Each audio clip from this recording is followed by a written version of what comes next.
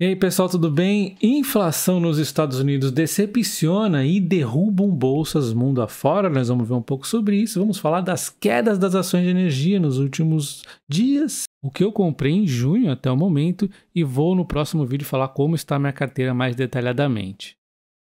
A inflação nos Estados Unidos atinge o maior nível em 41 anos, batendo recordes aí, né? Inclusive acima do esperado para esse mês, e intensificam-se então as apostas que o Fed será mais agressivo na próxima aí, reunião, né? E eleva-se então a aversão do risco no mercado. Então, com a taxa de juros maior nos Estados Unidos, a maior economia do mundo, diga-se de passagem, as empresas de crescimento tendem a crescer menos. Então, toda aquela precificação positiva do cenário maravilhoso começa a cada vez se deteriorar mais, as ações vão caindo, né? Especial se elas estiverem alavancadas aí, a questão é mais séria ainda, mas nos Estados Unidos até que estão bem mais tranquilos que no passado, em termos de alavancagem, o que faz a gente deixar um pouquinho mais seguro aí em relação a possíveis quedas, mas o fato é que a bolsa lá estava esticada, essas quedas aí é uma remarcação de preço, né? Devido aí a essa inflação que puxa aí a taxa de juros americana. Então, a grande questão fica aí sobre o ritmo da alta de juros a partir da reunião de setembro. Com um novo dado aqui da inflação, a chance de um aperto agressivo aumenta, né? Então, a gente vê aqui que eles estavam prevendo uma taxa de 0,7, foi 0,3 acima, foi 1%, uma taxa muito grande aí dos Estados Unidos de inflação, né? Não é normal esses números aí. Em todos os pontos praticamente que a gente vai analisando aqui, destrinchando a inflação, foi um pouco ruim, né? 0,6 quando a gente exclui os itens voláteis e a previsão era 0,5, então não tá boa a coisa não, né? A gente vê no mundo inteiro aí, ó, tudo vermelho, mas você vê a força dos Estados Unidos, né? Então despenca demais, até porque existe aí toda a expectativa que a inflação não é transitória, não só nos Estados Unidos, como talvez no mundo, né? Embora no Brasil, a gente viu ontem, né? No IPCA aqui no Brasil a inflação veio abaixo do esperado, notícia maravilhosa, a Selic aí controlando a inflação, e é exatamente esse ponto que a gente tem que ficar atento, que chegou a hora de parar de aumentar essa Selic demais, chegou a hora de desacelerar, porque está funcionando, está na hora de tranquilizar. A inflação que está pegando mais é a externa, global, né? Então petróleo, essas coisas que ficam fora do controle da Selic. Não adianta aumentar a Selic infinitamente mais. Já aumentou, perfeito, é hora de dar uma segurada. Vamos ver aí como se comporta, né, os nossos governos aí na questão da Selic, inclusive no próximo governo, né? Tem eleição agora. Se for um governo que gosta de Selic alta, é ruim para as empresas, é ruim para o país inteiro, né? Mas é ruim muito aí para as empresas. Tá? E antes a gente falar das ações de energia, vamos comentar aqui por que comprar ação de energia ou setor financeiro. As ações de energia, no caso das elétricas, elas são reajustadas aí pela inflação, né? As margens, elas não sofrem imediatamente, aí todo ano, na verdade, reajustado pela inflação. Geralmente aí o IPCA, tem algumas coisas que são IGPM, então as margens aí ficam estáveis, né? A não ser que exista aí uma intervenção política. Geralmente as estatais têm maior risco, como no caso aí da Eletrobras, né? Passado, mas é algo atípico. Normalmente elas são muito mais resistentes. Então, quando eu vejo uma queda um pouquinho mais forte, eu gosto de estar comprando aí as ações de energia. Por que o setor financeiro? É preço, né? O setor financeiro a gente compra porque elas estão baratas. Porém, né, elas são mais sensíveis à economia. Se a economia geralmente virar uma crise aí mundial, crise no Brasil, vira um próximo presidente aí que vai realmente sacanear e pôr a Selic no alto, tudo mais aí, o setor financeiro vai continuar barato, vai sofrer mais. E aquelas que não estiverem tão baratas assim, vão acabar caindo mais. Então, assim, existe também muita preocupação aí com o preço, no meu sentido, para mim, em relação ao setor financeiro, e no momento elas têm com essas quedas aí, são baratas, a maioria delas, mas sempre aí com muita cautela. E é lógico, não vou nem falar das ações de tecnologia, das ações mais esticadas, que essas realmente com Selic alto e tudo mais, tendem a sofrer demais. Existe aí muita necessidade de cautela em relação a essas empresas. E commodities, tem que acompanhar o ciclo, não tem jeito. Acompanhar o ciclo aí das commodities. No caso das petrolíferas, a tendência é manter em alta por um tempo. Minério de ferro sempre acompanhando aí a China. E agora falando das ações de energia, a gente começa com a Aure 3, que vem de uma queda já significativa de 17,85 desde o follow-on, então deixa ela num preço interessantíssimo. mas não sabemos até quando vai cair, não tem nem gráfico para nos apoiar, né? O fato é que ela tá barata, eu gosto desse case, tá? É um case até um pouquinho melhor do que a SB3 no meu entendimento, por ter, por exemplo, a questão das hidrelétricas ter contratos mais longos, né? A SB3, depois de passar por esse momento turbulento, vai ter outro momento turbulento, que é as renovações das hidrelétricas. Então aqui eu vejo um cenário mais de longo prazo mais positivo, porém, vale que as questões jurídicas aí podem trazer oscilações de curto e médio prazo, né? E falando da SB3, né, depois de eu dizer que ela ia cair por conta da crise hídrica, ela caiu, e a questão aqui é que ela vai ficar ainda nesse enrosco aqui de sobes e desces, lateralizando, né? Essa é a minha perspectiva, porque todo esse cenário incerto traz incerteza para as ações de crescimento, mas no ponto positivo fica o fim da crise hídrica, que pode de repente fazer animar a ação, mas no momento que está prevalecendo aqui é que ela, como ela não está pagando dividendo, está nesse momento de transformação, esse momento de incerteza no mercado está batendo tanto nela quanto na Áurea 3. O mercado não gosta de um pouquinho de incerteza quando o mercado está muito turbulento aí, né? Ações de transformações são mais aí difíceis de precificar nesse momento. Então a gente vê a Engie, né? A Engie então tá com um preço aqui de 40,92, eu falei aqui que 40,50 já ficava interessante, ela chegou a bater hoje aqui, né? Pode ser um momento bom para vender uma put, alguma coisa do tipo. É uma ação diferente do case aí da SB3 e da Auri, que é um case muito mais completo, né? Já está funcionando, já está redondinho. Também temos o fim da crise hídrica, temos o IGPM, a inflação aí, ela também está passando um pouco para IPCA, muita parte dessa dívida dela, então tá todos os endividamentos aqui relacionados à inflação tranquilos, está super tranquilo aqui. A SB3, a questão dela é que ela tem uma dívida aí um pouquinho maior por conta que ela é uma ação de crescimento e de dividendos, mas a gente vê que é muito perene aí, é muito tranquila por longo prazo. Nessas quedas são oportunidades, mas ainda pode cair mais, né? Então assim, não está mega barata, mas já existe um desconto. Eu vou fazer no próximo vídeo aí falar de preços mesmo da empresa. Nós estamos falando mais aqui, um overview rapidinho.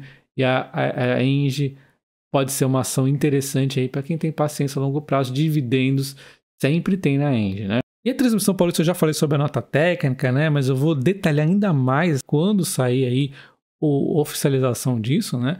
Mas eu vou falar como que eu vejo a Transmissão Paulista hoje e como que eu via antes, né? Então assim, depois do fluxo do RBSE, da reperfilamento, eu não vou repetir isso, eu via ela como 2 anos aqui, como oportunidades únicas, né, de aportes.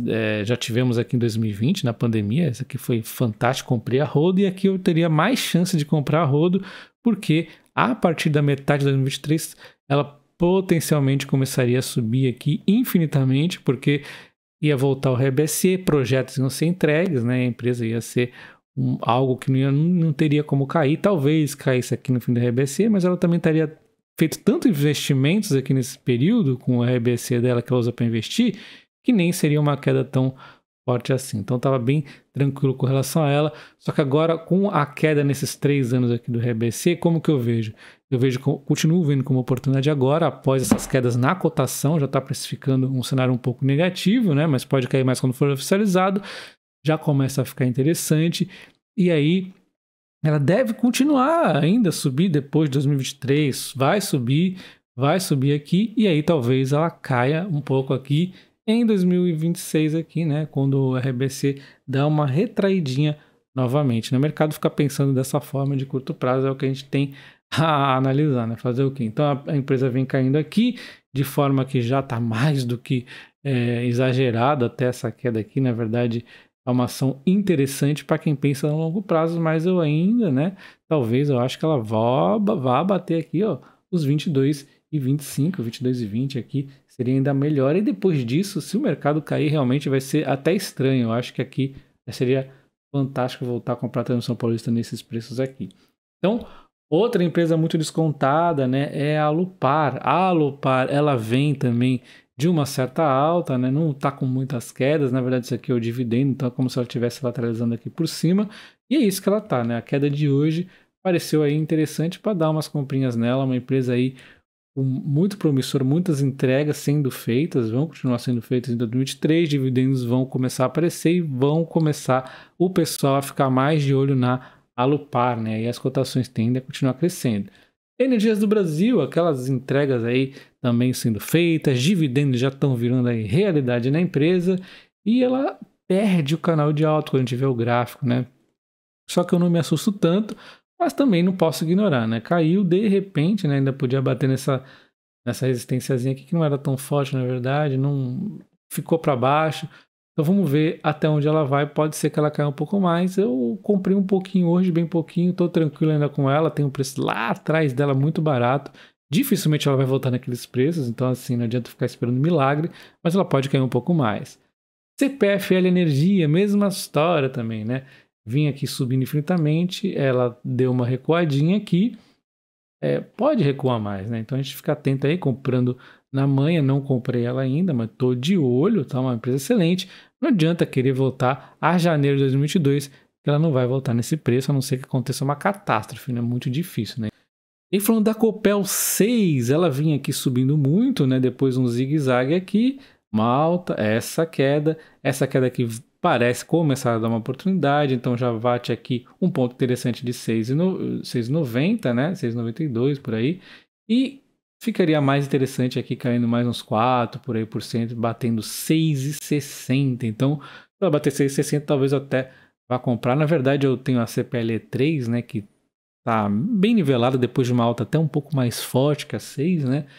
Vem dessa alta aqui, vem realizando aqui. E assim, eu estaria aí então talvez de olho na CPLE3 aqui nos 6,75, 5,75, 5,80 por aí, né?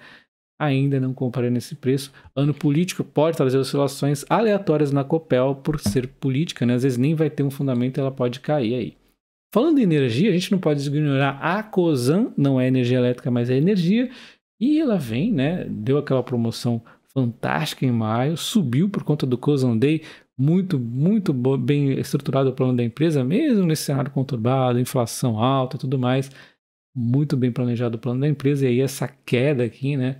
Novamente acontecendo por conta, principalmente aí da parte da Raizen, por conta do imposto que vai reduzir do combustível vinculado ao petróleo, e aí é ruim para a Raizen que tem etanol, né? Mas enfim, isso aí seria só até o fim do ano, isso aí também pode ser modificado, então pode ser uma oportunidade aqui na Cosan, que é a ação que eu mais gosto, que é a dona do grupo inteiro, que tem a Rumo, tem a Cosan, tem a Compass de Gás, tem a Moove, tem toda aquela parte aí também que ela tem nas participações dela, que envolve aí crescimento. Então uma ação muito boa para o longo prazo, 19,74, eu acho muitíssimo interessante, e já comprei mais um pouquinho e pus até um pouquinho de put aí. E agora eu vou falar das ações que eu comprei em junho até o momento, e no próximo vídeo eu detalho um pouco mais, falando aí das puts que eu vendi, como está a minha carteira, para onde eu pretendo ir. Mas agora eu vou resumir aqui as ações que eu comprei, começando com o Banco ABC, R$316, foram 20 ações. A Caixa de Seguridade aqui praticamente R$1.000, 132 ações, contando com aquelas 12 da carteira de R$250 que eu faço apartada, né? A Porto Seguro, R$189, 10 ações. Transmissão Paulista, R$649, 24 ações. A Energias do Brasil, R$206, 10 ações. A Alupar, R$648, 25 ações. E a Cosan, R$296, 15 ações. Teve emissões de puts nesse momento, tá? As ações que eu comprei na sexta tem aqui Transmissão Paulista, Energias do Brasil, Alupar e Cosan. Então por isso que eu falei aí de energia nessa sexta, porque foi o dia de compra de energia para mim aqui na minha carteira. As compras totalizam 3.300 e no próximo vídeo eu explico um pouco mais aí sobre a lógica dos aportes na minha carteira, como é que tá, se está acima, se está abaixo aí, comparando inclusive com os outros meses. E agora com você, gostaria de saber quais ações você comprou nessa sexta-feira ou se você ainda está guardando uma possível queda maior. Um abraço, até o próximo, valeu!